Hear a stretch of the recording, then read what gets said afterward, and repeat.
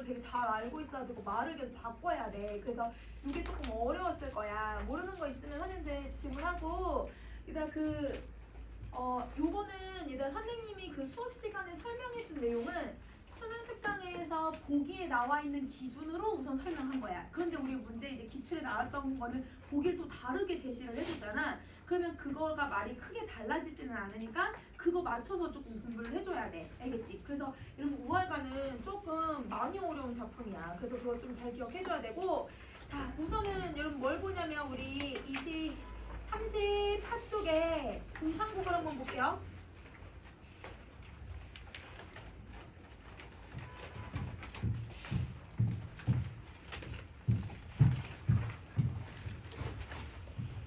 자, 이런 공상국은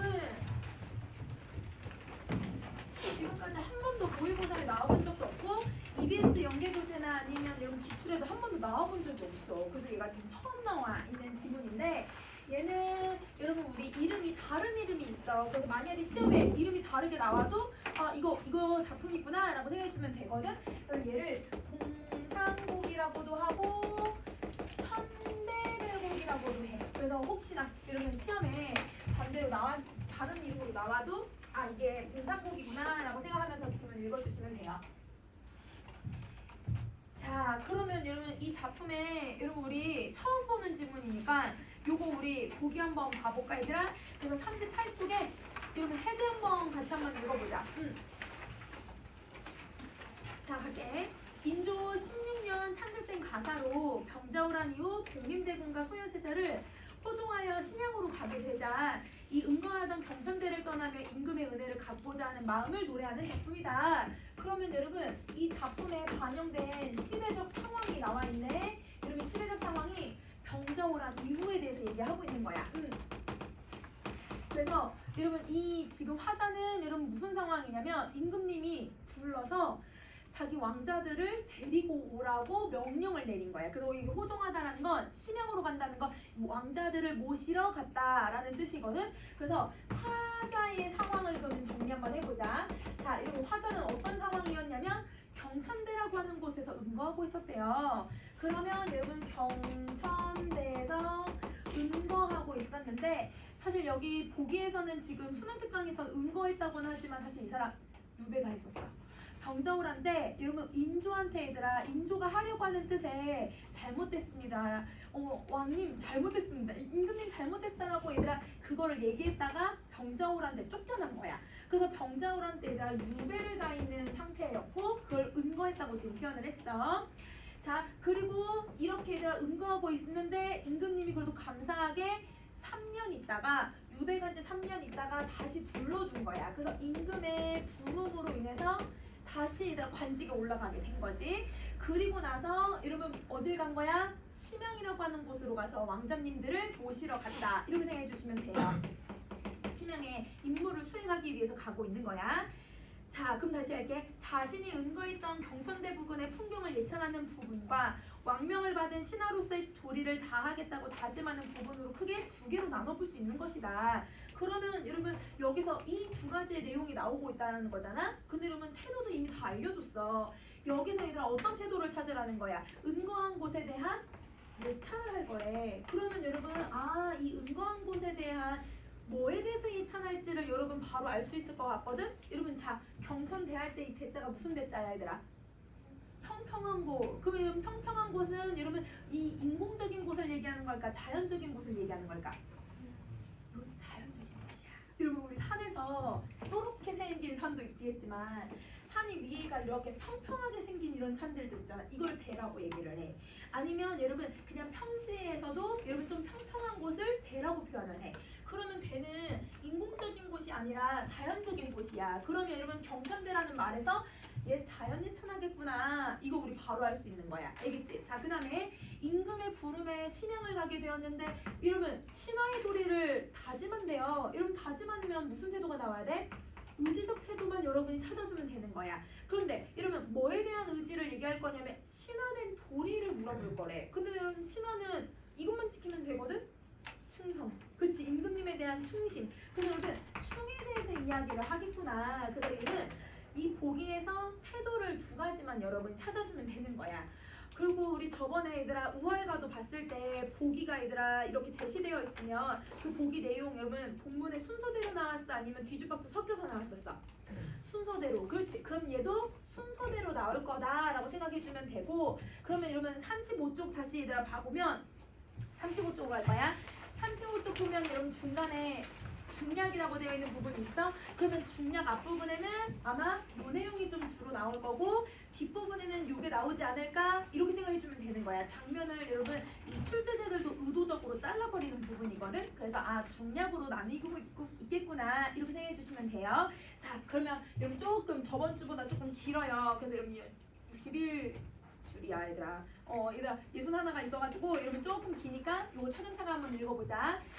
관호라 옥주봉아 이거라 경천대야. 여러분 지금 여기서 표현법 4개 찾아야 돼. 여러분 표현법 4개 찾을 수 있을까? 우선 도노. 근데 여러분 살아있는 애한테 이름 부르고 있는 게 아니니까 의. 그 다음에 또 여러분 문장 순서 바뀌었어. 옥주봉아 나 이제 간다. 경천대야 너 잘 있어. 여러분 문장이 얘들아 요렇게 돼야 맞는 표현인 거지. 그래서 여기는 도치법을 쓰고 있는 거야. 자 그리고 또 가노라 있거라 명령형 딱 쓰고 그 다음에 얘가 누구야 이렇게 이름 부르고 있으니까 문장 구조 비슷하잖아. 그럼 이건 되고 그렇지. 그래서 이렇게 4가지 표현법이 나오는 거야. 그러면 여러분 도노랑 의인법을 썼으니까 여러분 바로 뭐가 나와야 돼? 말을 건네는 방식 사용하고 청자 설정하고 있구나. 이렇게 더 추가적으로 기억을 해주면 되지. 그러면 이렇게 얘기하는 이유는 여러분 지금 이 옥주봉 이런 봉자가 무슨 봉자야? 봉우리 봉자야. 그러면 여러분 자연아 잘 있어. 내가 있는 경천대를 얘기하고 있는 것 같다. 그치? 경천대야 너 잘 있어. 이렇게 얘기하고 있네. 그러면 여러분 이 표현법을 쓰는 이유는 여러분 자연을 떠나는 게 아쉬워. 그렇지. 아쉬움을 느끼는 거야. 그러면 자연에 대한 아쉬움을 표현을 하고 있는 거다. 그래서 여러분 대라고 하는 거는 자연이라는 걸 꼭 기억을 해줘. 자 그 다음에 두 번째 요양의 뜻을 봤더니 요양이 여러분 그 청나라 누르하치가 여러분 그 심양으로 가기 전에 여러분 요양이라고 하는 곳을 먼저 수도로 세웠대요. 근데 여러분 지금 자기가 어디로 가야 돼? 청나라로 가야 되는 상황이잖아. 그러면 여기 이제 요양이라기보다는 청나라라고 생각을 해주면 되고 청나라 만리길이 멀어야 얼마나 멀겠니? 이렇게 얘기를 해. 그럼 자기가 이제 심양으로 가는 길이 이다 멀어봤자 얼마나 멀어 이렇게 얘기를 하고 있네. 그러면 여러분 실제로는 여러분 만리길이니까 정말 먼 길이야.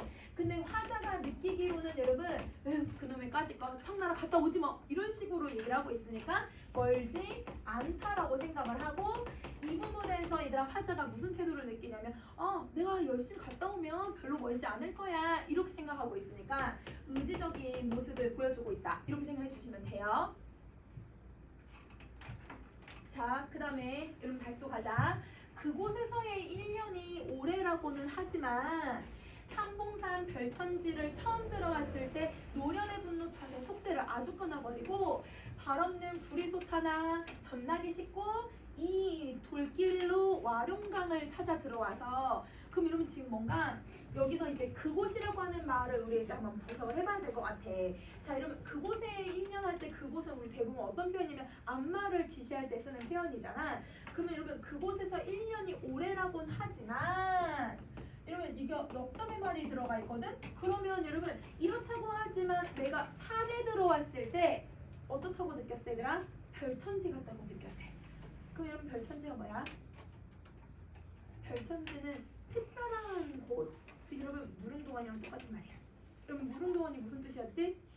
이상향을 얘기하잖아요. 그럼 여러분 삼봉산에 들어왔더니 여기가 이상향 같다 이렇게 얘기를 하고 있는 거야.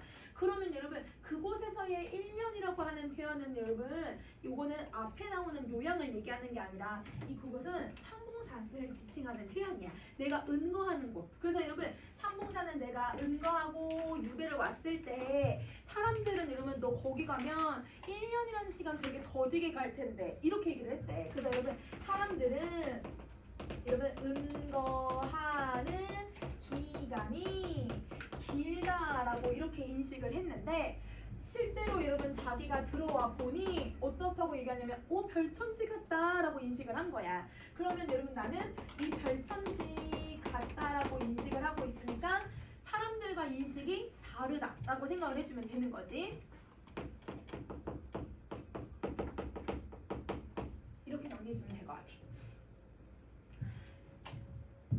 다시 여러분 이제 5번째 줄 한번 갈게요. 노련의 분노 탓에 속세를 끊어버렸대요. 그러면 여러분 내가 은거한 이유는 여러분 노련의 분노 때문이라고 얘기하는데 노련이라고 하는 뜻을 봤더니 주나라에서 진나라로 바뀌는 거에 대한 분노래. 근데 우리는 나라가 바뀐 거는 아니니까 명나라를 모시고 있었는데 청나라의 신하가 된 거에 대한 분노를 느끼는 거야. 그럼 쉽게 말하면 병자호란에 대한 분노 탓에 나는 속세에서 끊고 내가 자연으로 들어왔다. 이렇게 생각해주면 되지. 자, 그 다음에 여러분 내가 들어올 때 뭐 갖고 왔냐면 구리소스 하나 갖고 왔고요. 말 타고 온 게 아니라 나귀만 하나 갖고 왔대요. 그러면 여러분 아무것도 안 갖고 얘들아 이곳으로 들어온 거야. 그러면 여러분 선생님 지금 동그라미 표시한 건 이 사람 너무 화려하게 행정을 꾸며서 온 게 아니라 정말 소박하게 왔구나. 그래서 여러분 선생님 동그라미 표시하는 애들은 이 화자의 소박한 삶을 얘기할 거예요. 이걸 얘기해주고 있어. 동그라미는. 자, 그 다음에 추풍 부는 돌길로 얘들아 어딜 들어왔다고 하냐면 와룡강을 들어왔대. 그 와룡강이 바로 내가 은거한 곳. 그러면 이 은거한 곳에 들어와서 천주봉 석굴 아래 초가집 몇 칸짜리를 지어주고, 그럼 여러분 여기도 봉이 들어가니까 봉우리에, 여러분 동굴에, 그럼 이건 다 자연을 얘기하고 있는 거잖아. 그럼 내가 들어온 곳, 그곳에 얘들아 집을 어떤 집을 지었대? 소박한 초가집을 지었대요. 그래서 여러분 이곳에 들어와서 나는 소박하게 살고 있다. 이거를 여러분 찾아주면 되는 거지. 자, 그 다음에 9번째 줄 갈 거야. 자, 얘들아 고슬단 행하방에 정자터를 닦았대요. 근데 여러분 정자라고 하는 곳은 사방이 뚫려있는 건물 같은 거잖아. 근데 그 건물 왜 세우냐면 자연을 보려고. 그치, 아름다운 자연의 풍경을 보려고 정자를 만드네. 그러면 정자터를 여기다 닦았다고 했으니까 이게 무슨 말인지 몰라도 자연을 얘기하겠구나. 그러면 이것도 내가 은거하는 공간. 그러면 여러분 화자는 이곳에 들어와서 소박하게 정자 하나 딱 지어놓고 초가집 지어놓고 그러면서 유유자적 살고 있는 거야. 그럼 여러분 선생님 지금 네모 표시한 애들은 모두 다 화자가 은거하는 곳을 얘기하는 거네.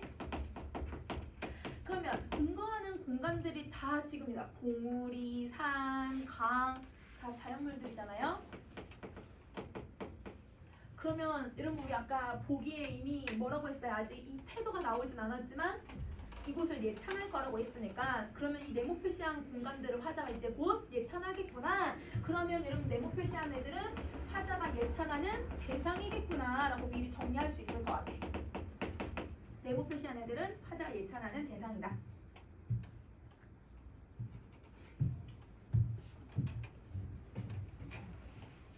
자, 그러면 이렇게 보고 그 다음에 여러분 우리 이제 10번째 줄 한번 봐볼게. 자, 이러면 언제 일어난다고 하냐면 낮에 일어난대. 그러면 여러분 우리 아침부터 일어나면 뭔가 얘들아 부지런히 움직이는 것 같은데 낮에 늙그만히 일어나면 좀 여유로운 것을 얘기하는 거고, 그 다음에 이러면 새 달이 돋아올 때라고 했으니까 시간이 언제가 됐어? 밤 저녁이야. 그치? 달이 떠오는 거니까 저녁에서 밤을 얘기하고 있으니까 낮부터 여러분 저녁까지 시간을 드러내는데, 근데 그때까지 얘들아 나는 아무것도 안 하고 있는 것 같아.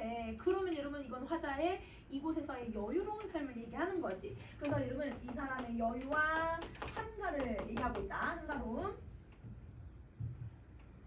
자, 그 다음 지도리가 없는 거정문에 울 없는 가시살이. 그럼 여러분 자기가 살고 있는 곳을 지금 묘사하고 있는 것 같은데, 여러분 지금 봐봐.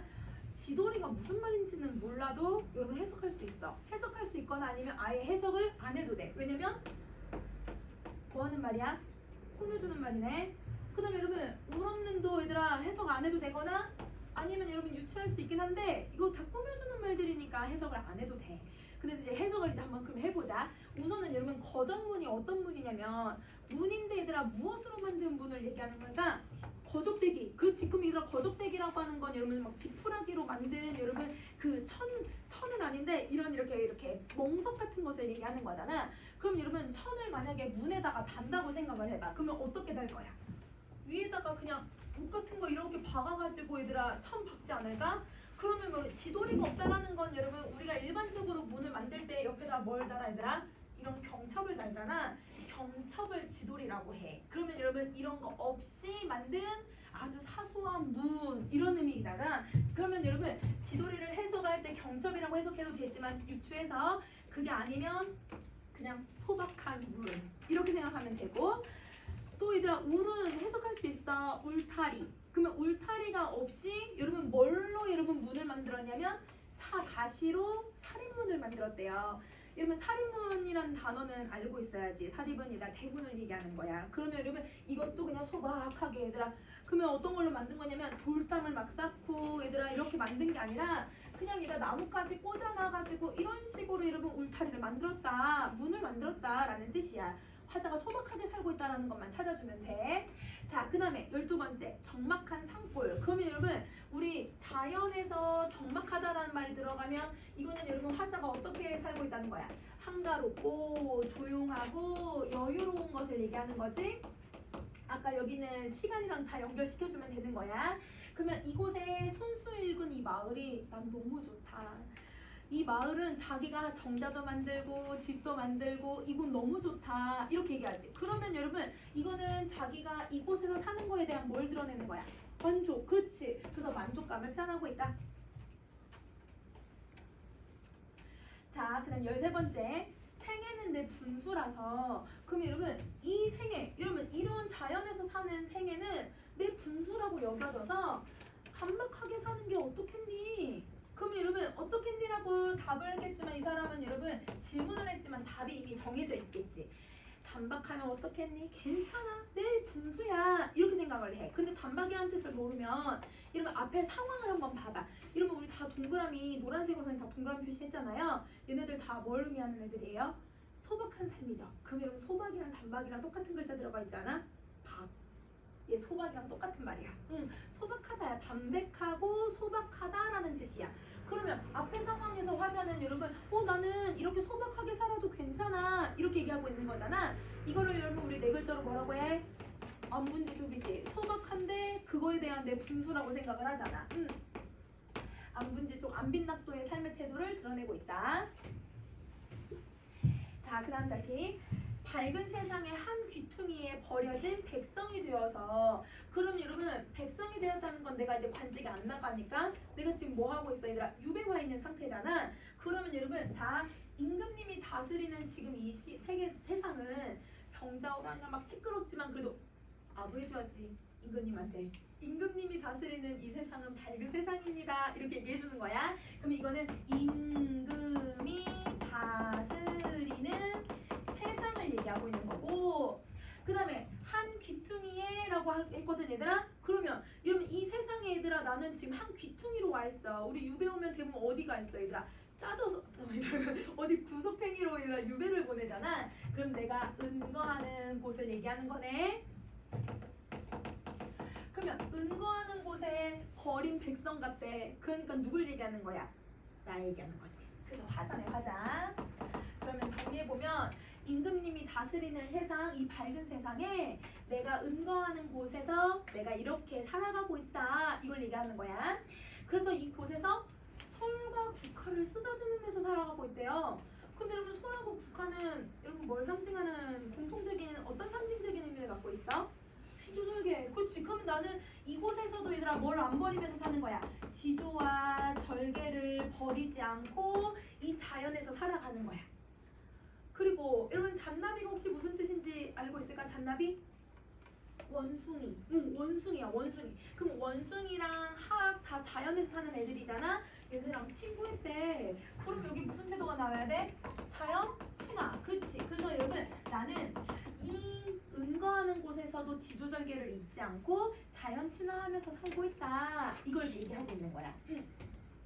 그래서 이런 삶에 대한 이 강산 너무 좋다 이렇게 얘기를 하고 있는 거네. 그러면 이 강산이 여러분 내가 지금 살고 있는 은거하는 곳을 얘기하고 그곳에 대해서 여러분 영상법을 쓰고 있는데, 그러면 여러분 이 곳에 대한 얘들아 무슨 태도가 나오냐면 감탄도 하지만 여러분 이제 우리 아까 보기에 나왔던 예찬이죠.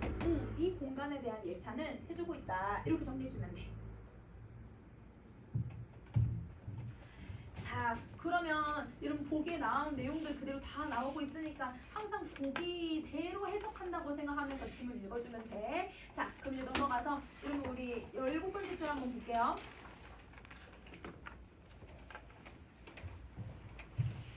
자, 높다란 금빛 절벽 허공에 솟아올라. 여러분 지금 화자는 뭘 보고 있어? 절벽 보고 있네. 금빛 절벽 보고 있네. 그럼 이 절벽도 여러분 그러면 이곳의 아름다운 자연을 얘기하고 있는 거지. 응거하는 곳이에요.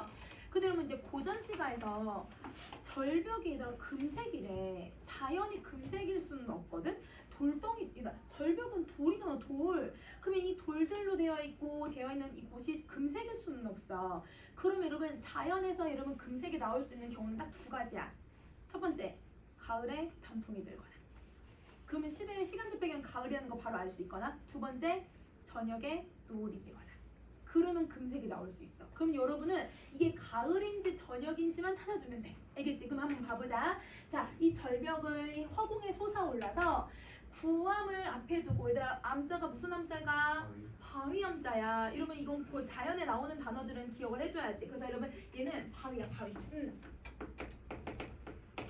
바위를 앞에 두고, 자, 그 다음에 여러분 자연에 대해서 얘기하고 있고, 이러면 이 경호라는 말을 썼어요. 그러면 여러분 자연에서 자연물 중에 호자로 이제 끝나는 이 호가 뭘가 있을까? 호. 호수. 얘들아 호수야, 호수. 그러면 여러분 이거 이제 정리를 해보면 절벽이 바위 앞에 절벽이 솟아 올라와 있고 경호 호수 위에 절벽이 있다는 뜻이야. 그러면 여러분 여기 절벽이 이렇게 있는데 여기 이런 여러분 호수가 이렇게 있는 거야. 호수 있고 여기 커다란 이런 바위들이 있더라. 이렇게 얘기를 하고 있는 거지.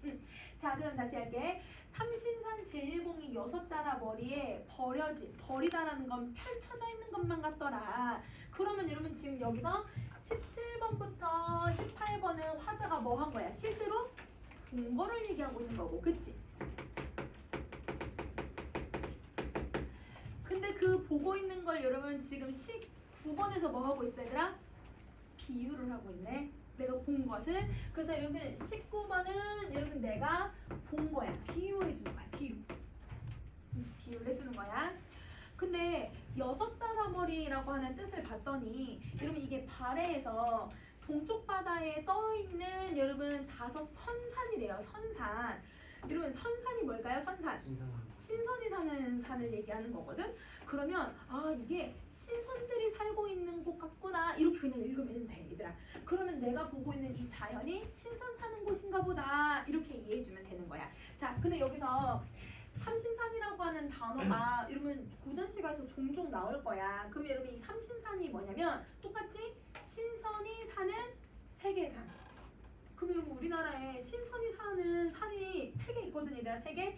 그러니까 옛날 사람들은 신선이 사는 곳이 3개 있다고 생각했어. 첫 번째, 제일 아름다운 산, 금강산. 우리나라에서 제일 아름다운 산 금강산. 그럼 또 하나 더, 여기도 있어. 제주도 한라산. 한라산. 그래서 여러분 한라산에 신선이 산다는 말을 듣고 여러분 저기 중국에 있는 진시황이 불로초를 구하려고 여기로 와요. 그래서 여러분 신하를 보내거든요. 서불이라고 하는 신하를 여기에 보내요. 근데 와서 딱 산을 봤지만 예쁘긴 예쁜데 여긴 불로초는 없어. 그래서 여기는 신선이 사는 곳이라고 생각을 했던 거야. 그래서 여러분 우리 설화에도 있어. 제주도 설화에 뭐가 있냐면 여러분 백록담 있잖아요. 백록담 위에가 화산 폭발하면서 거기 위에 꼭대기가 쭉 날아서 삼방산이 됐다고 하네. 근데 그 삼방산하고 얘들아 그 한라산의 둘레가 똑같아, 얘들아. 그래서 지층이랑 이런 거 다 똑같대, 얘들아. 그래서 그거와 관련된 설화가 뭐냐면 사냥꾼이 노루를 잡으려고 한라산에 들어갔는데 저기 노루가 보이는 거야. 화살을 싹 쐈더니 그게 신선 방댕이에 맞았네. 그래서 신선이 빡 돌아서 그거를 던졌는데 삼방산이 됐더라. 옛날 사람들 그거 알고 있었대. 삼방산인지 아닌지 그거 어떻게 알았는지 모르겠지만 여러분 신선이 있다라는 말을 하고 있는 거지. 그러면 이게 여러분 이제 상식적으로 신선이 사는 곳은 한라산, 금강산, 이제 마지막 방장산. 방장산이 어떤 산을 얘기하는 걸까? 지리산. 지리산의 다른 이름이 방장산이거든요. 요거 3개예요. 그러면 여러분 이 삼신산이라고 하는 말에서도 이거는 근데 고전 시가에 많이 나와. 그래서 선생님 적어주면 한라산, 지리산 금강산이야. 그러면 여러분 이거는 선생님 배경 지식을 알려줬지만 여러분 모르면 뭐만 해도 돼 얘들아. 6자라에 비유한 거 중요한 게 아니라 선산이라고 하는 신선의 공간이라고 비유하고 있는 게 이게 포인트야. 그러면 자기가 보고 있는 자연이 신선이 사는 곳 같다 이렇게 얘기를 하고 있는 거야. 그러면 이거 비유 자체가 예찬을 해주고 있는 거를 얘기하고 있는 거지, 그치? 자 그럼 다시 붉은 노을 흰구름에 곳곳이 그늘이 생기더라. 그럼 여러분 지금 왜 금색이 나왔는지 이해되지? 노을이 지고 있는 저녁 때를 이걸 보고 있었나 봐. 그러면 이러면 요거 다 저녁을 얘기하고 있는 거네.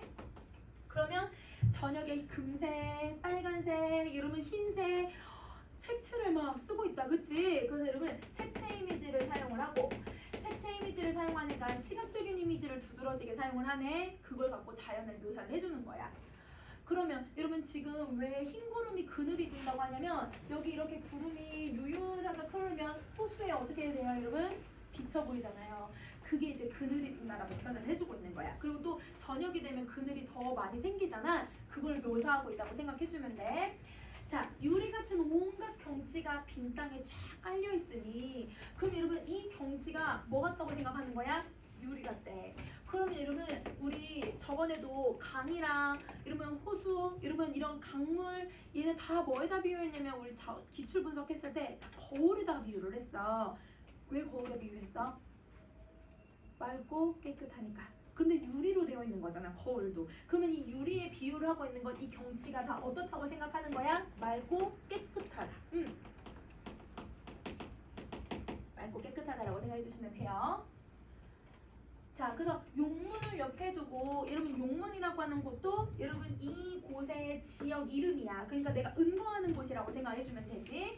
이곳을 옆에 두고 펼쳐진 모래밭은 지금 여러분 여기 이 호수 옆에 다 이게 모래밭으로 되어 있대. 모래밭에 언덕이 있고 바위가 이렇게 있나 봐. 그럼 여러분 혹시 50년대 60년대 한강 사진 혹시 본 적 있어 얘들아? 50년대 60년대 한강 여러분 거기 모래밭이야. 모래 해수욕장처럼 생겼어. 강이 원래 되게 큰 강이잖아요. 그래서 다 거기가 지금은 조경되어 있어서 강변 다 있지만 여러분 다 여기 모래밭이야. 그러면 그 모래밭이 있다고 생각을 하는 거야. 근데 여러분 대부분 강가의 모래들은 약간 하얀색의 모래인 경우들이 많거든. 그래서 뭐라고 하냐면 8폭 돌 병풍을 옥랑간에 두른 것만 같다라고 얘기를 해. 그럼 봐봐. 이것도 이 모래밭을 내가 뭐 하고 있냐면 실제로 보고 있는 자연이잖아요. 그 보고 있는 자연을 여러분 8폭 돌병풍을 두는 것 같다라고 해서 비유를 해주고 있는 거야. 그러면 여기서 돌병풍은 여러분 여기 병풍 없거든? 근데 병풍처럼 서 있고 돌로 된 애가 하나 있잖아. 절벽. 그렇지. 그러면 얘의 원관념은 절벽을 얘기하고 있는 거고 그 절벽에 옥난간이 둘러진 것 같대. 그럼 여러분 옥이 파란색도 있지만 여러분 그 초록 색깔 약간 촌스러운 옥 색깔이 있잖아. 그것도 있지만 하얀색 옥도 있어. 그래서 여러분 하얀 옥을 쫙 깔아놓은 것만 같대. 그러면 여러분 이 옥난간이 바로 뭘 얘기하는 거야? 이게 모래밭을 얘기하는 거야. 이걸 모래밭이라고 생각해주면 돼.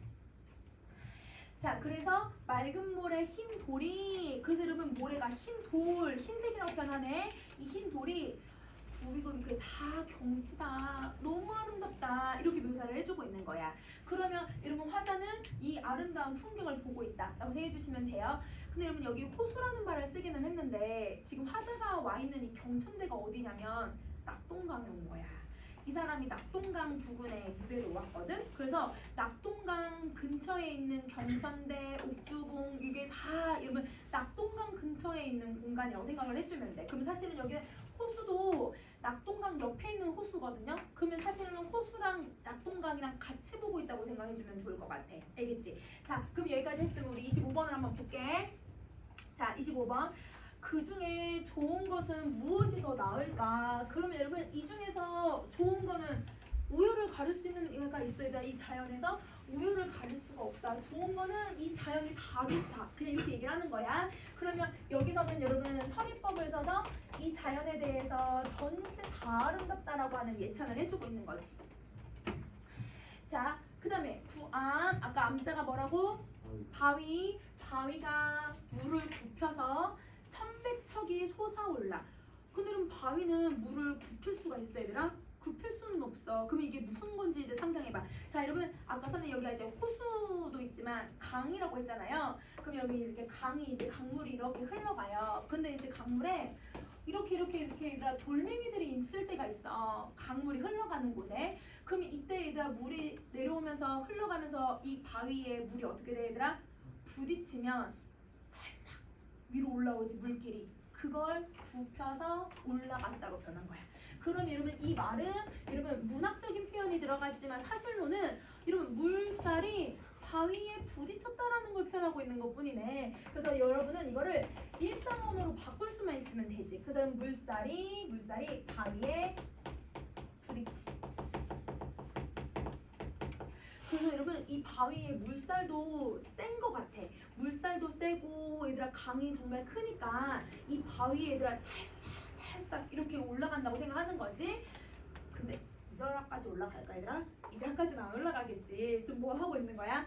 과정을 해. 그래서 여기도 나와. 구름 위로 올라갔대. 구름 위로 올라가서 그 물이 하늘을 이렇게 괴고 있는 것 같대. 그럼 약간 과장의 방식을 사용해서 그 풍경의 아름다움을 표현하고 있다. 이렇게 생각해 주시면 돼요. 자, 와 경천대야. 네 이름이 과연 헛된 게 아니구나. 그럼 여러분 이 경천대의 이름이 헛되지 않았다는 거 아마 이 천자가 하늘 천자를 쓰지 않을까. 하늘 위로 올라가는 이런 걸 얘기할 거야. 그치? 그래서 여기도 여러분 영탄법을 되게 두드러지게 사용해서 살짝 계속 예찬해주고 있다. 이렇게 정리해 주시면 돼요. 자 그러면 여러분 이제 우리 중략에는 거의 대부분 뭐가 나왔어 얘들아? 다 자연에 대해서 얘기를 했잖아. 그러니까 이제는 임금님이 부르고 있는 부분들을 이제 한번 봐보자. 자, 시비와 영욕을 다 버리고 근데 여러분 선생님이 그때 사대부 문학 쭉 정리해줬을 때 그때 여러분 이 시비영욕이라고 하는 단어를 넣어놨었거든? 이게 여러분 속세에서도 얘들아 사람들이 왜 속세를 싫어하냐면 이게 있어서 싫다고 했어.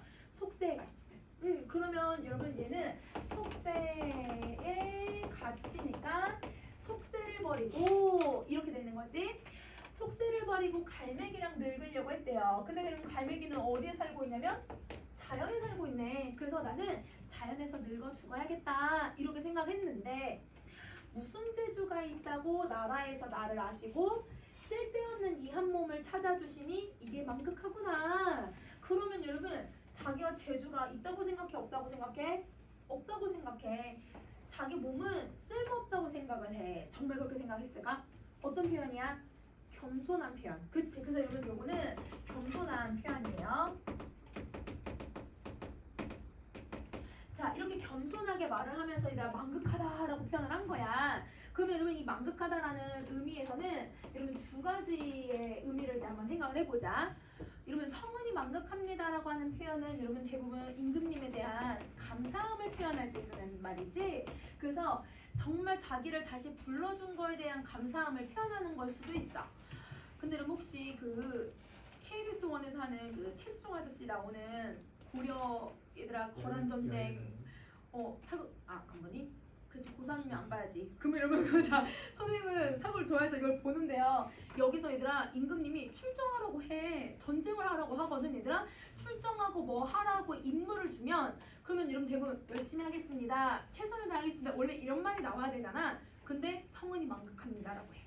그럼 이 성은이 만극합니다라는 말 안에는 감사함도 있지만 임금님에게 내가 진짜 열심히 일하겠다라고 하는 나의 의지를 표하는 말이기도 해. 그래서 여러분 이거는 나라의 임무에 최선을 다하겠다는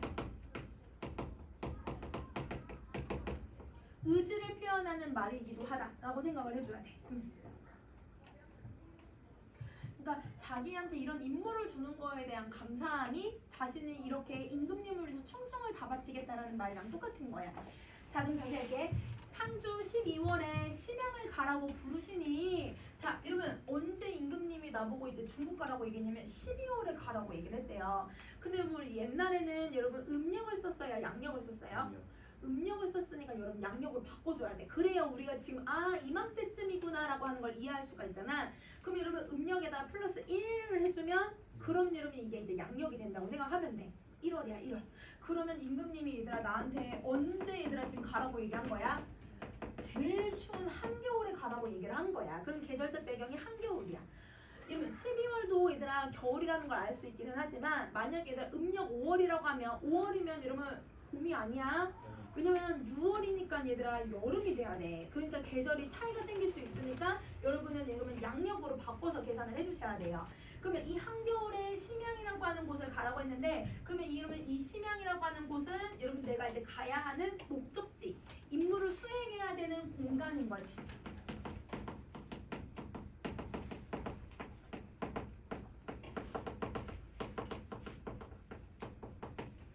이렇게야. 그래서 어느 누구 일이라 잠시인들 머물겠는가? 이러면 이거 누구의 일이야? 누가 시켜준 일이야? 임금님이 시켜준 일이야. 나라의 일이야. 그러면 여러분 누구의 일이라는 건 나란 일을 얘기하는 거고 나란 일이니까 내가 잠시라도 머물겠는가? 라고 했을 때 여기서 말하는 여러분 어디에 머물겠다는 거야? 내가 머물겠는가? 라고 하는 질문은 여러분 내가 자연에서 머물 수 있겠는가? 이 말이야. 그러면 여러분 여기는 자연에서 머물 수 있겠는가? 라고 하는 질문은 하루빨리 심양으로 가야겠다. 임무를 수행해야겠다. 이렇게 얘기를 하는 거야. 그러면 서리법을 사용을 해서 화자는 이곳에 가야겠다 라고 생각을 하고 있어요. 자, 그 다음에 여러분 다시 가볼게요.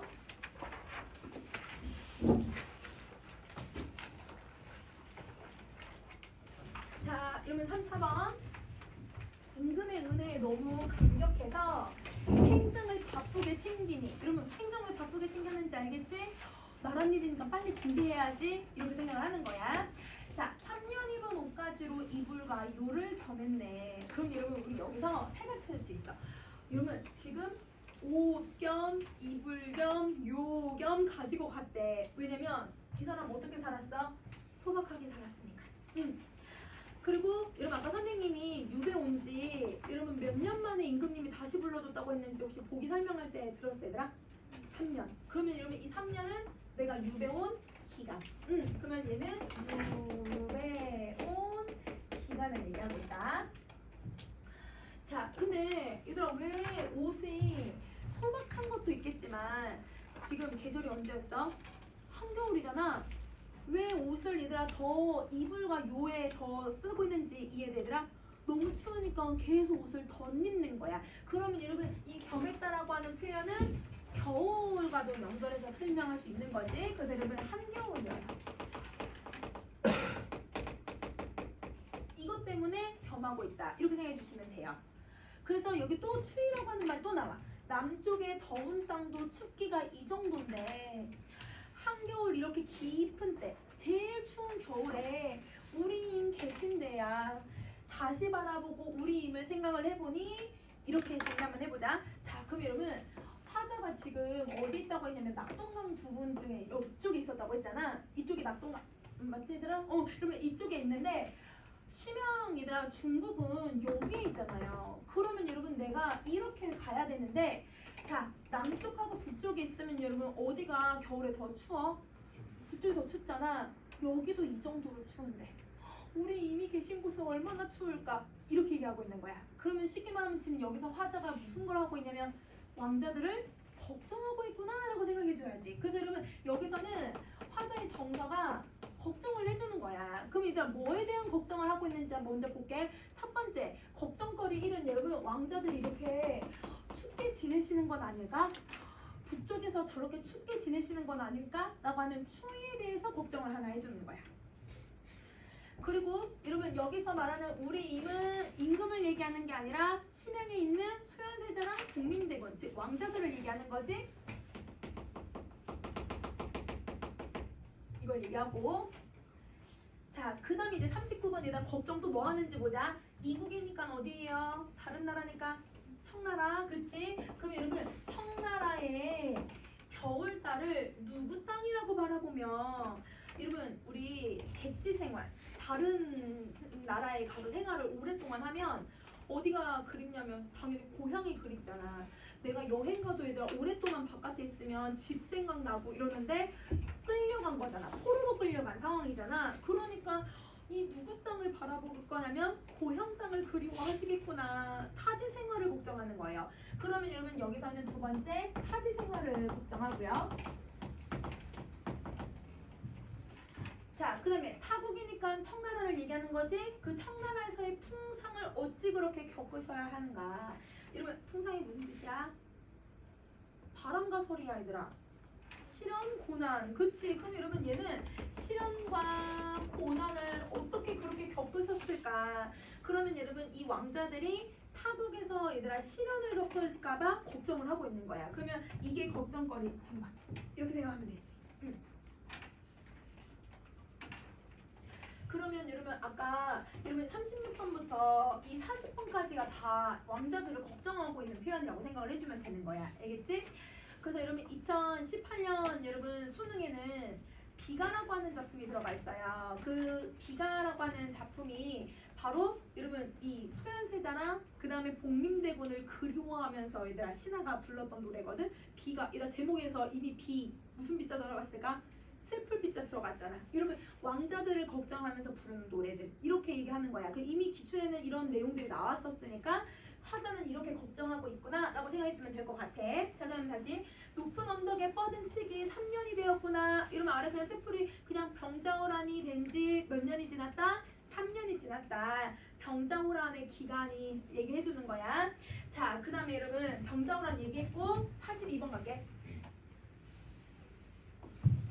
자, 굴욕이 이러한데 굽은 무릎은 언제 펼 수 있을까?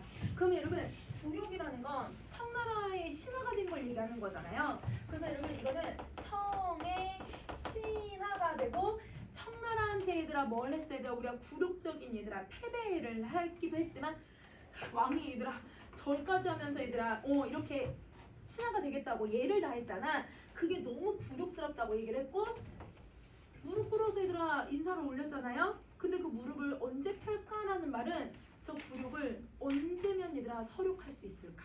이렇게 얘기하는 거야. 그럼 화자는 뭐 하고 싶어 하냐면 서륙하고 싶어 하는 거야. 그러면 화자는 여러분 약간 북하파일까 북벌론일까? 북벌의 입장을 가지고 있는 사람이겠구나라는 걸 예측할 수 있는 거야. 자 그럼 다시 할게.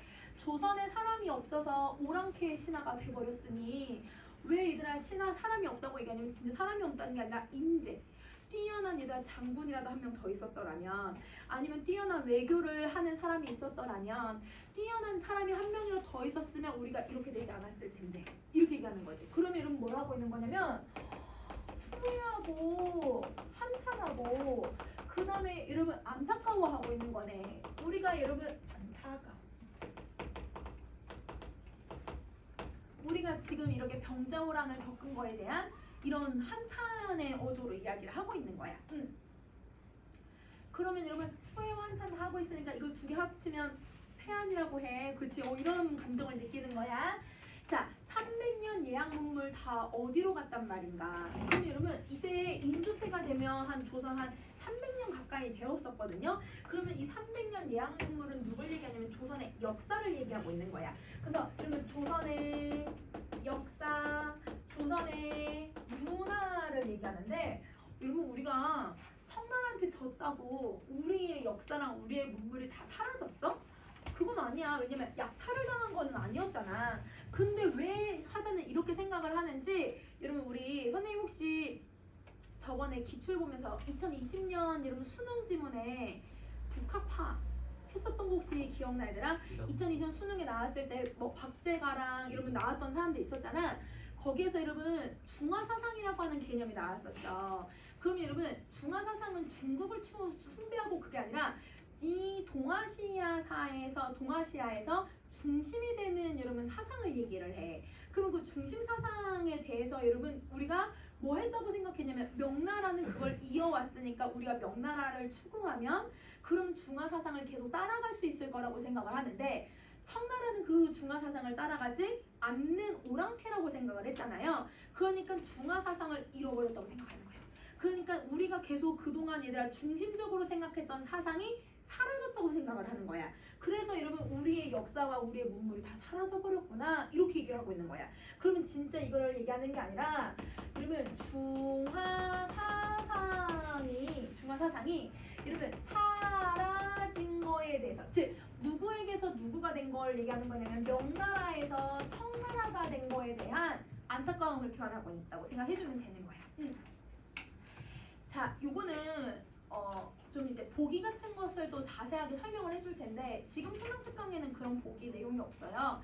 그래서 요거는 우리 어차피 얘들아 기출에 독서 지문에 이미 나왔던 거고 독서에는 이런 북학에 대한 내용들이 자주 들어가니까 그냥 선생님 같이 그냥 설명했어.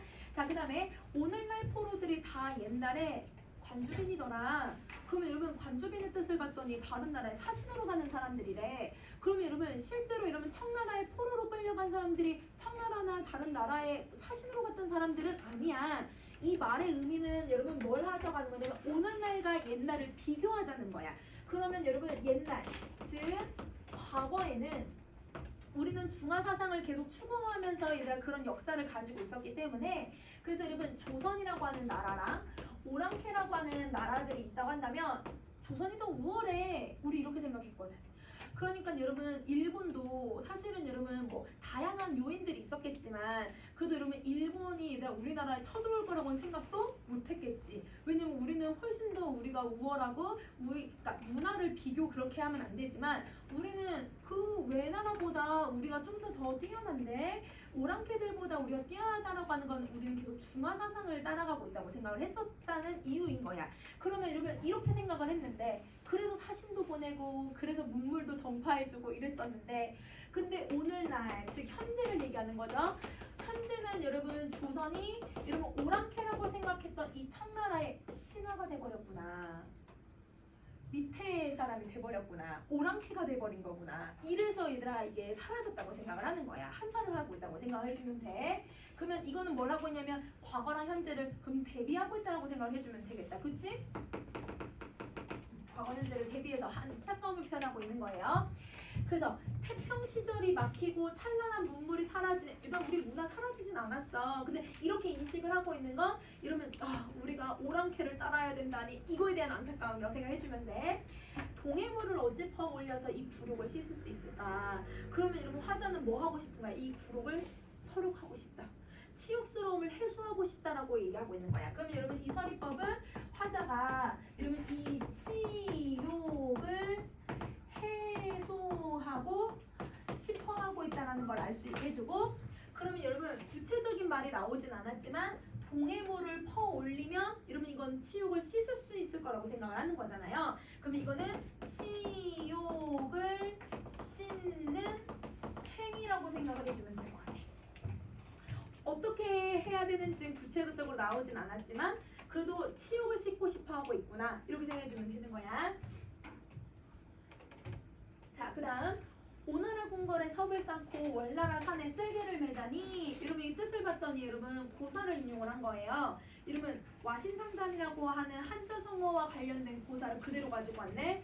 그러면 여러분 여기서 와신상담 아래 뜻풀이가 되어 있지만 여러분 이 한자 성어는 뭐 할 때 쓰는 표현이냐면 복수하고 싶을 때. 그럼 화자는 지금 무슨 마음에 얘들아 지금 막 사무인데 높아지고 있냐면 복수심에 사로잡힌 거야. 내가 이 복수해야 하고 싶다. 내가 이 청나라한테 복수하고 싶다. 이렇게 얘기하고 있는 거야.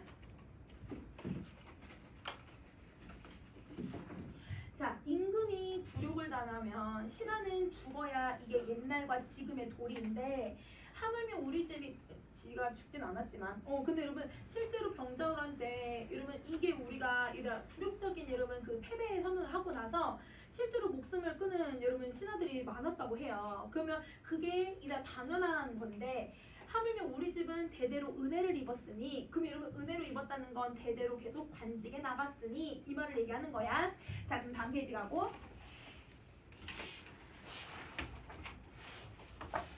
아무리 내가 힘들다고 해서 대의를 잊을 수 있겠는가? 그러면 여러분 이 대의는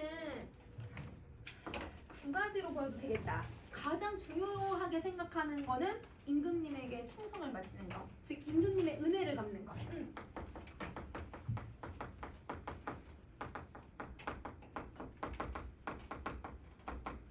그러면 그 은혜를 갚는 게 얘들 앞에 나온 문맥 때문에 대의가 은혜를 갚는 거고 근데 그러면 계속 내용적으로 봤을 때는 사실 뭐 하고 싶은 거야? 이 청나라를 치고 싶은 거야. 복수하고 싶은 거야.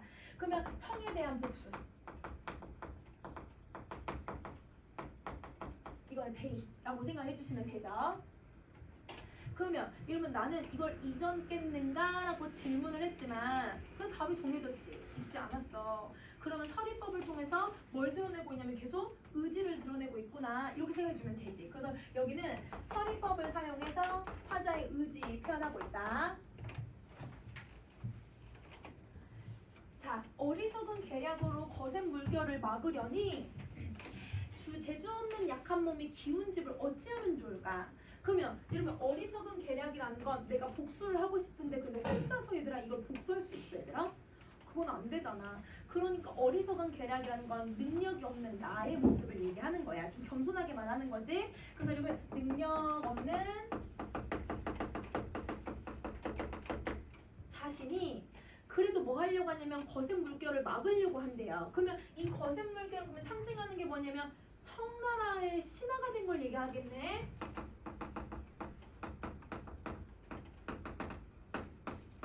혹은 아니면 병자호란을 얘기할 수 있겠지. 이런 걸 내가 막으려고 했지만 재주가 또 없대 얘들아. 그러니까 이러면 또 아까 말이랑 똑같은 말이네. 능력 없다. 그치? 능력 없는 내가 이 기운집을 어찌하면 좋을까? 그러면 여기서 얘들아 기운집을 얘기하는데 우리 고전 시가에서 대부분 나라를 뭐에다 비유하는 경우가 많냐면 집.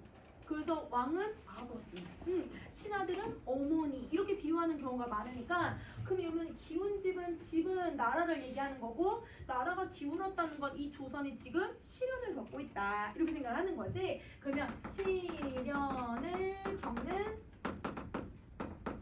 우리 나라 이렇게 정리해 주시면 돼요. 그러면 화자는 구체적으로 뭘 해야겠다라고 하는 말을 하지는 않아. 그러니까 되게 추상적으로 막고 싶은데 복수하고 싶은데만 하지 구체적으로 뭘 하겠다는 말을 하지는 않지만 그래도 화자는 나라를 위해서 뭔가 하려는 의지를 갖고 있다 이렇게 생각을 해주면 돼. 근데 여기서 만약에 구체적인 방안을 사용하여 이런 말은 여기 쓸 수는 없어. 왜냐면 이 구체적인 거 아니거든 얘들아. 왜냐면 다 비유해서 표현을 하고 있잖아. 그치? 자 그럼 다시 할게. 방 안에서 눈물을 내면 안 여자의 태도가. 그럼 이러면 울고는 싶은데 울면 여자랑 똑같으니까 그래서 울지는 않겠대. 그럼 이거는 여러분 울지 않겠다는 다짐. 근데 울지 않겠다는 건 정말 울고 싶다는 뜻이잖아. 그러니까 나라가 이런 상태가 된 게 너무 슬프다 이렇게 얘기를 하는 거야.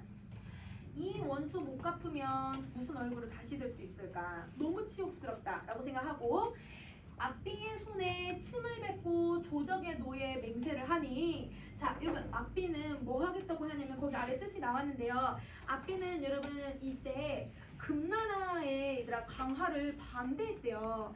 근데 금나라도 여러분 송나라의 입장에서 봤을 때는 오랑캐였었거든. 그러니까 얘들아 오랑캐랑 강화를 한다고 말도 안 돼. 이건 절대 하지 않겠다. 맹세한 거야.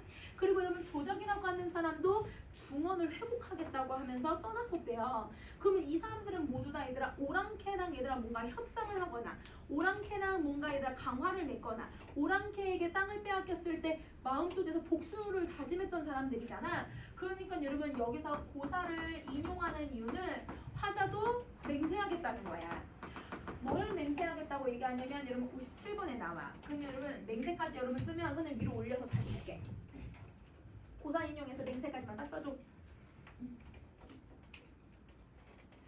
자 그러면 여러분 어떤 맹세를 이제 하는지 볼게요. 어떤 맹세를 하냐면 내 몸은 깃털처럼 여기겠대. 그럼 내 몸을 가볍게 여기겠다는 건 목숨을 나라를 위해서 바치겠다.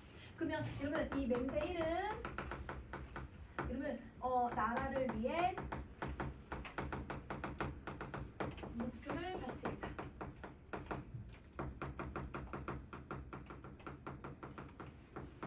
이거고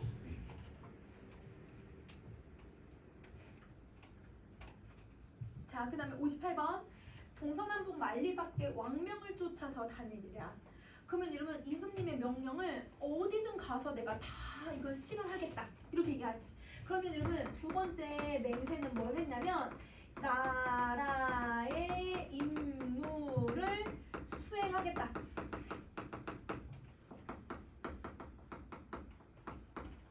두 가지야.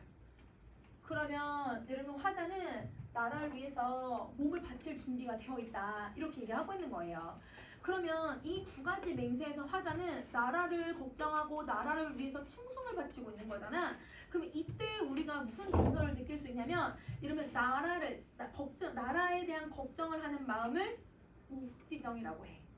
나라를 위해서 충성을 바치겠다고 하면 이걸 우국충정이라고 해. 그래서 여러분 우국지정과 우국충정의 마음으로 노래하고 있다고 생각해주면 돼. 그래서 여기서는 우국지정, 우국충정의 마음을 드러내고 있다. 이렇게 정리해주시면 돼요.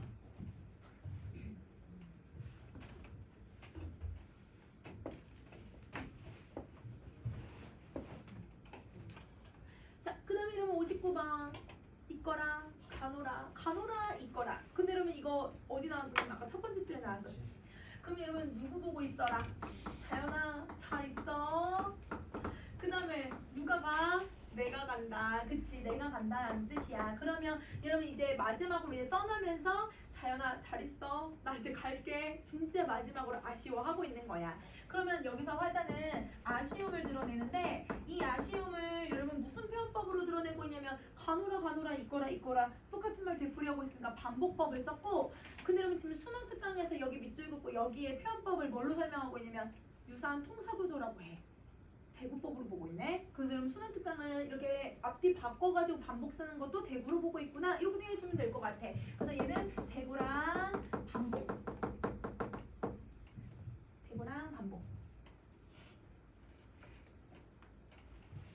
자, 그럼 이제 마지막 부분 갈게요. 무정한 갈매기들은 정이 없는 갈매기들은 근데 여러분 아까 갈매기가 뭘 상징하는 애였어? 자연이잖아. 이 자연은 맹세와 기약을 웃지만 여러분 여기서 웃는 건 정말 기분 좋아서 웃는 게 아니라 비웃다라는 뜻이지. 그러면 누구의 맹세를 비웃냐 아니라 나의 맹세를 자연은 비웃지만 그렇다고 이러면 자연이 부정적인 게 아니라 자연을 즐기기 위한 공간인데 나는 그곳에서 즐기지 않고 지금 나라를 위해서 충성을 바치겠다고 또 마음을 먹으니까 그거에 대해서 비웃지만 성은이 만극하니 너무 감사해서 이거 은혜를 갖고 다시 돌아오겠다 이렇게 얘기를 해. 그러면 어디에 다시 돌아오려고 하는 거야? 자연에. 그러면 화자는 여러분 이 갈매기를 예시로 들어서 너희들은 맹세기약을 잘 모르지만 나는 맹세기약을 먼저 지킬 거야 이렇게 다짐을 하는 거지. 그러면 얘네들은 맹세기약을 모르지만 화자는 맹세기약을 한 사람이네. 그러니까 화자랑 갈매기가 여기서는 대조가 되는 거야. 얘네들은 맹세기약을 모르는 애들. 근데 나는 맹세기약을 알고 있잖아. 그래서 이게 대조가 되고 그럼 여기서 이제 정설을 찾아보자. 화자는요 먼저 여러분 나라의 걱정거리를 해소하고 그리고 나서 내 즐거움을 찾겠다고 얘기를 한 거야. 맞지? 나중에 다시 돌아온다고 했으니까. 그러면 여러분 먼저 근심이 되는 일을 해결하고 나중에 즐거움을 찾는다라고 하는 걸 혹시 뭐라고 하는지 알아 얘들아? 이걸 관동별곡이랑 관서별곡에도 나와. 선우후락이라고 해. 먼저 근심 우자를 썼으니까 먼저 근심이 되는 걸 해결하고 나중에 즐거움을 찾겠다. 그럼 또 하나 더. 이러면 근심이 되는 이 일들은 나란 일이잖아요. 그럼 나란 일들은 공적인 일이거든요. 근데 자연에서 놀고 싶은 건 사적인 일이잖아요. 먼저 공적인 일을 하고 나중에 사적인 일을 하겠대. 그럼 여러분 말 만들 수 있어? 선, 공, 후사라고 해. 그렇지. 그럼 화자는 이런 마음을 먼저 먹는 거야. 나라를 먼저 생각하는 사람이라는 거지. 자, 그러면 여러분 작품 정리했어. 근데 여러분 작품 중요한 부분이 만약에 얘들아 기출에 다른 부분이 나온다 하더라도 여러분 내용 딱 두 개밖에 없어. 예찬하는 거나 아니면 충동밖에 없어. 그래서 그 두 가지만 딱 기억해주면 돼. 자, 그러면 여러분 넘어가서 30분 정리 한번 해보자. 자, 여러분 39쪽 첫 번째 여러분 뭘 쓰냐면 도치법을 많이 쓰네요. 그 다음에 두 번째는 여러분 의인법이랑 도노법 같이 얘기할게. 왜냐면 같이 계속 자연에 대해서 두 가지 같이 쓰고 있으니까. 자, 그 다음에 여러분 내용을 반복하는 방식들을 사용해서 의미 강조해주고 있고 우화가에서도 그랬지만 여러분 화자의 정서를 어떤 표현법으로 계속 다 보여줬어? 서리. 그치. 여러분 서리가 화자의 정서를 표현하는 방식으로도 많이 쓰이고 있네. 자, 그리고 여기는 예찬이나 의지를 드러내려고 영탄법을 정말 많이 써. 자, 자연을 묘사하기 위해서 지규법 많이 썼어요. 뭐뭐 하는 듯, 유리 같은 이런 표현 썼지. 자, 그 다음에 7번째 이러면 고사도 많이 들어갔어. 그치? 고사 인용도 해줬고, 그 다음에 이러면 솔하고 국하가 들어갔었거든? 근데 솔과 국하는 지주절개 의미했잖아. 이거 무슨 상징이야? 관습적 상징이지. 그치? 그래서 여기는 이런 관습적 상징이나 내용이 고사가 인용이 되어서 딱 의미를 만들어내는 방식들을 사용을 하고 있고요. 자, 그 다음에 8번째 이러면 대조랑 대비조 써. 여기 맨 아래도 얘들아 갈매기랑 나랑 대조 시키잖아. 그래서 대조 대비 사용한다. 자, 이러면 꼭 기억할 내용은 아까도 얘기했지만 내용 2개밖에 없어요. 예찬하고 그 다음에 의지 다지는 거. 요거는 아까 우리 어휘 정리하면 해제 밑에 다 정리했었잖아. 따로 정리하지 않고 꼭 기억할 내용은 넘어갈 거야. 자, 그럼 이제 어휘를 봐봐. 이러면 여기서 어휘는 별천지라는 표현을 썼어. 이게 특별한 공간이라는 뜻인데,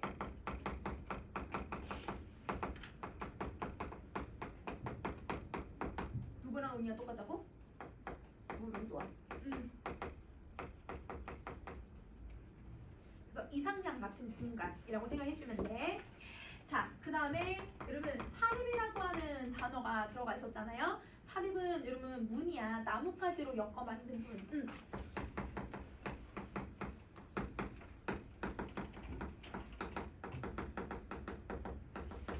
나뭇가지로 엮어 만든 문이고요. 자, 여러분 적막하다는 2줄로 쓰셔도 돼요. 아니면 옆으로 이렇게 쓰셔도 되고.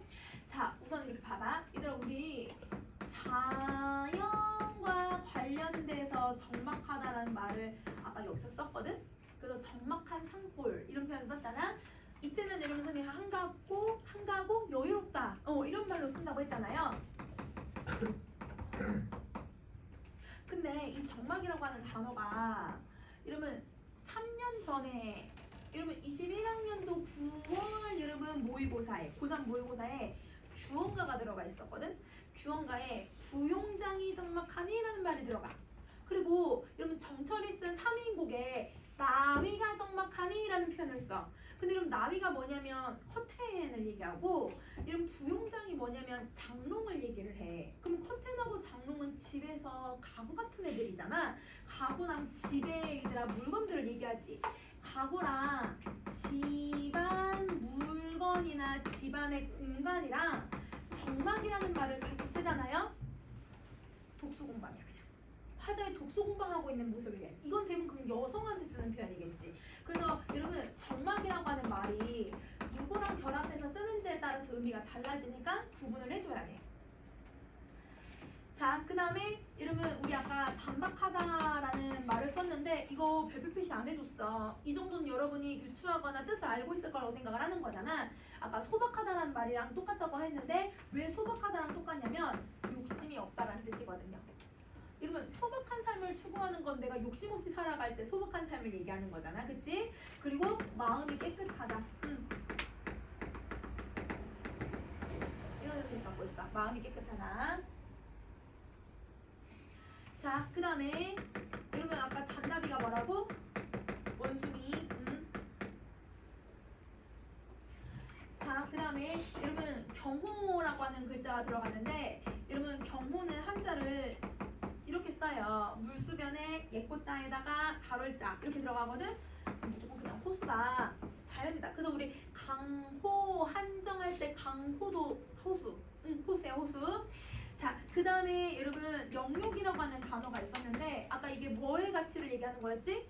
속세의 가치. 왜 속세의 가치냐면 이게 영예라고 하는 단어랑 치욕이라고 하는 단어가 합쳐진 말이야. 영예. 여러분 영예가 뭐냐면 명예.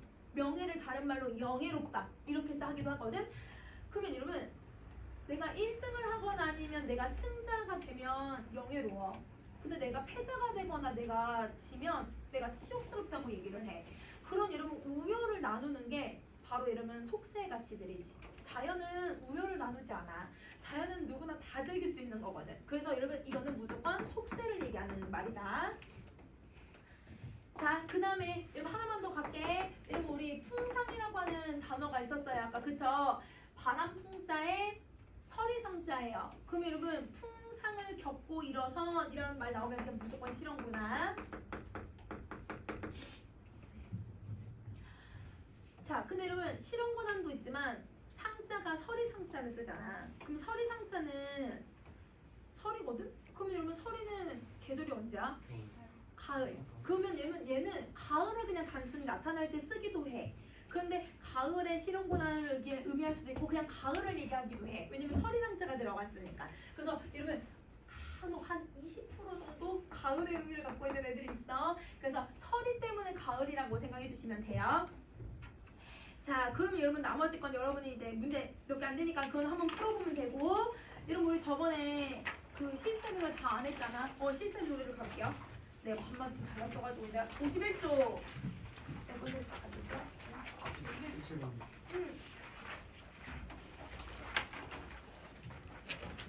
얘나 17번 할 거야. 17번.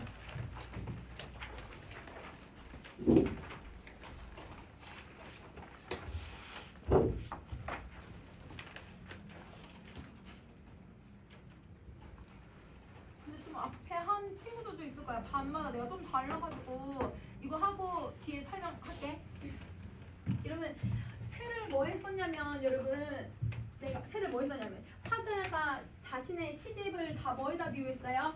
새에다가 비유하면서 해양성을 만들었어요. 자, 그럼 이제 17번째 귀먹어서 3년. 여러분 정말 귀머거리로 사는 거야? 그게 아니라 들려도 못 들은 척, 봐도 못 본 척, 그 다음에 말하고 싶어도 꾹 참아서 3년을 보냈대.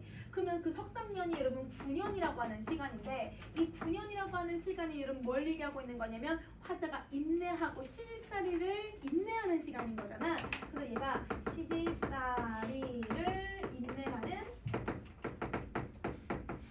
시간.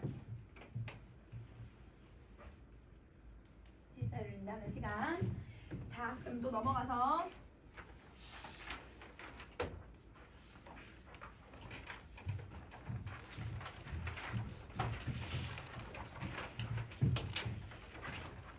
이러면 백꽃 같은 이라고 했으니까 백꽃이 벚꽃 같은 애들을 백꽃이라고 해. 뭐 똑같이 생겼거든?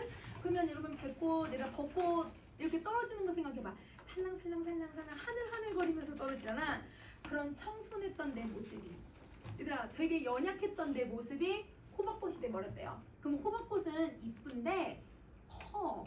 이만해. 꽃이 꽃 하나가 이만해. 그러니까 투박하고 못생겼다고 생각을 하는 거잖아. 그래서 여러분 백꽃은 여러분 예쁜데 얘는 못생겨졌다. 내가 얘들아 결혼을 하고 내가 이렇게 실세를 당하다 보니까 내가 못생겨졌구나, 초라해졌구나 이거 얘기하고. 자, 3단 얘들아 비단이야. 우리 얘들아 머릿결이 비단 같다라고 표현을 하는 거야. 그래서 여러분 비단 같던 내 머리카락이 이런 빗자루 같아졌대요. 그러면 이 빗자루가 얘들아 나뭇가지로 만드니까 투박해졌다. 자, 배고 얘들아 하얀 배고 이러면 예쁘고 매끄러운 내 손이 퉁퉁 부어가지고 오리발이 돼버렸구나. 그러면 여러분 지금 이 19번부터 21번까지는 화자가 무슨 편법을 쓰냐면 우리 편법 4가지 찾을 거야. 여러분 우선 첫 번째 여러분 문장 구조 비슷하잖아. 그러니까 대구법 사용해야 되고. 근데 여러분 선생님이 세모 표시 거꾸로 한 거는 다 젊었을 때 과거의 예쁜 모습을 얘기하는 거잖아요. 그래서 여러분 과거 아름다움을 얘기했는데 근데 여러분 세모 표시되어 있는 부분은 현재의 초라함을 얘기한단 말이야. 그러면 여러분 아름답고 초라한 건 반대되는 단어잖아. 그러니까 대조를 쓰는 거고 과거랑 현재가 비교가 되잖아. 그러니까 시상전개 방식은 대비. 대조 대비 쓰고 있는 거야. 자, 그리고 또 너무 같은 들어갔으니까 직유법 써야지. 그래서 화자는 이런 4가지의 표현을 통해서 얼마나 자기가 힘들게 살고 있는지를 표현하고 있다. 이렇게 생각해 주시면 돼요. 자, 여러분 22번 열쇠 무명 반물치마 눈물 씻기 다 젖었네. 근데 여러분 여자들 옛날 치마는 한 바퀴 돌리고도 이렇게 돌려서 묶어가지고 옷을 입었단 말이야, 한복은. 근데 그 큰 한복이 다 젖었대. 좀 과하네, 많이. 많이 과하네. 그 다음에 두포풋이 얘들아 행주치마, 얘들아 앞치마 같은 애거든. 그 앞치마 콧물로 다 젖었대. 그럼 이 콧물로 다 젖을 수는 없잖아. 계속 과장 쓰네. 자, 울었던가 말았던가 베갯머리다가 얘들아 누워서 베갯머리 베고 얘들아 베개를 베고 울고 있는데 해봤자 애들 눈물 요 정도밖에 안 생겨. 이게 연못이 됐대요. 그게 연못 숫자예요. 그럼 여러분 연못이 됐다라는 게 다 얘들아 과장을 두드러지게 쓰네. 과장도 쓰고 대구도 사용을 하고. 그러면 여러분 이게 화자가 지금 너무 슬프잖아. 왜냐면 눈물 콧물 빼고 있으니까. 그러면 그 슬픔을 여러분 지금 과장법을 사용해서 뭐 하려고 하냐면 해악으로 얘들아 웃음거리로 승화를 시키는 거야. 그럼 여러분 슬픔을 해학적으로 승화시키고 있다. 이렇게 생각을 해주면 돼. 그래서 해악성, 웃음을 계속 유발해서 그래도 승화시키고 이겨보려고 하고 있다 라고 생각해주면 되지.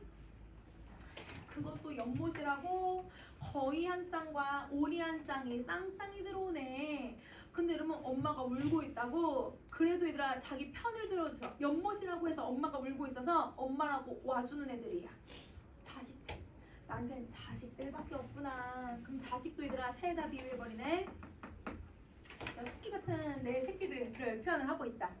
그러면 이 엄마는 여러분 자기를 위로해주고 자기를 얘들아 이렇게 그래도 자기 편을 들어주는 건 누구밖에 없는 거야. 자식들밖에 없는 거야. 그래서 엄마는 자식이라도 보면서 살아야겠다라고 하면서 이 삶에 대해서 그냥 체념을 하는 거야. 이 체념은 자식까지 포기한다는 게 아니라 자식 때문에 참고 살아야지 이거의 체념적 태도야 얘들아.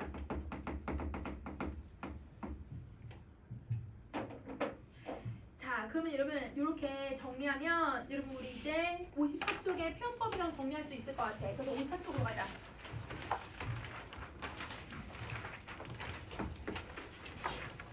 첫 번째, 여러분 여기 AADA랑 반복법이랑 대부법을 많이 써서 계속 의미를 강조해요. 그쵸? 자, 그리고 여기서 여러분 동생이 질문을 던지니까 언니가 맞아 시집살이 너무 힘들더라 하면서 여러분 대화를 나누네요. 대화체를 쓰고요. 자, 그 다음에 세 번째 여러분 언어유희도 앞부분에 많이 썼고 그 다음에 얘들아 과장도 되게 두드러지게 썼어. 이 작품에서 언어유희와 과장을 쓴 이유는 뭘 유발하기 위해서야? 해악성. 그렇지. 해악을 유발하기 위해서 썼고. 자, 그 다음에 네 번째 우리 시아버지 외나무다리보다 더 무섭더라. 우리 시어머니는 나뭇잎보다 더 푸르르게 서슬이 무서워. 이렇게 얘기하고 있으니까 비교하고 있네. 자, 그 다음에 다섯 번째 여러분 반대되는 대조랑 대비 사용하고 있죠. 그리고 서리법도 사용을 했고요. 자, 그 다음에 일곱 번째 여러분 쭉 가족들을 쭉 새에다가 열거를 하면서 비유하네. 가족들을 열거하면서 비유하고 있다. 이렇게 정리해주면 될 것 같아. 표현법 많이 쓰였어 얘들아. 자, 그러면 여러분 우리 어휘만 갈게. 어휘는 하나만 기억하면 돼 얘들아. 자연을 의미하고 있는 하나, 소. 근데 여러분 이 소는 지금 수능 특강에서 한자를 줬어. 한자 보고 여러분 해석하라는 뜻이거든. 그래서 이건 연못소자야. 연못. 자연이니까 알고 있어야지. 그래서 연못소자를 써요.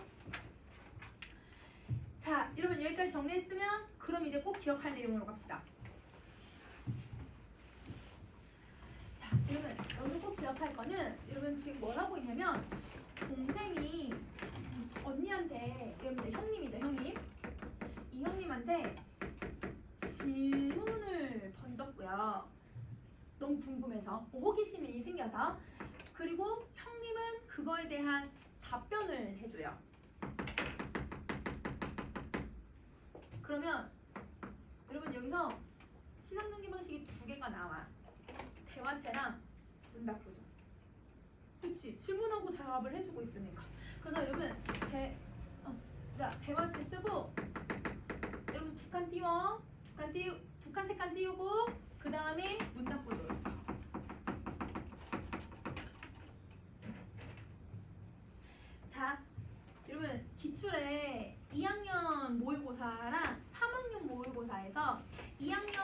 모의고사에는 이렇게 줄글로 되어 있는 글이 이제 개념 설명을 해줬었고 3학년 모의고사에는 보기가 들어가 있어서 대화체의 종류를 나눠서 설명한 지문들이 있어요.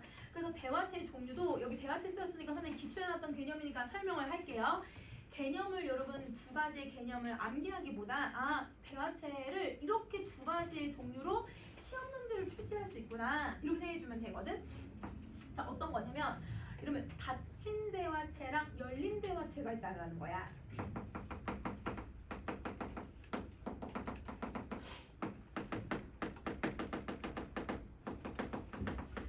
자, 닫힌 대화체라고 하는 애는 뭐냐면 여러분 한 사람만 주제를 형성해. 그럼 여러분 둘이 대화를 하고는 있지만 얘들아 누구 혼자만 말했어? 형님만 거의 대부분 얘기를 했잖아. 이 사람이 계속 주제를 형성하는 사람이지. 그래서 여러분 닫힌 대화체는 여러분 한 사람이 주제를 형성해요. 그러면 여러분이 2학년 때 배웠던 작품 하나 있잖아요. 송민국. 송민국에다 감냐 을려 있는데 누구만 얘기했어? 을려만 얘기하는 거야. 그치? 그런 게 닫힌 대화체라는 거야. 자, 근데 그러면 열린 대화체는 그러면 여러분 내가 대화에 참여하는 모든 사람이 주제를 형성을 해. 그러면 얘는 대화 참여자 모두 주제를 형성한다. 모두 대화 주제를 형성한다.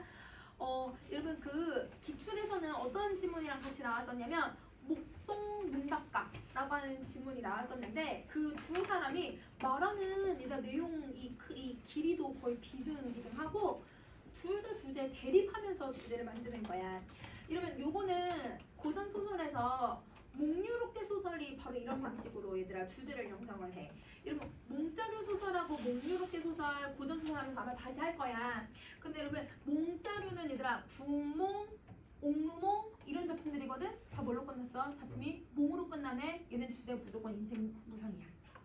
몽자료 소설들은. 그런데 원생몽유록 여러분 아니면 월천몽유록 여러분 이 제목들은 다 뭘로 끝났어? 몽유록으로 끝나지. 얘네들은 주제가 현실 비판이야.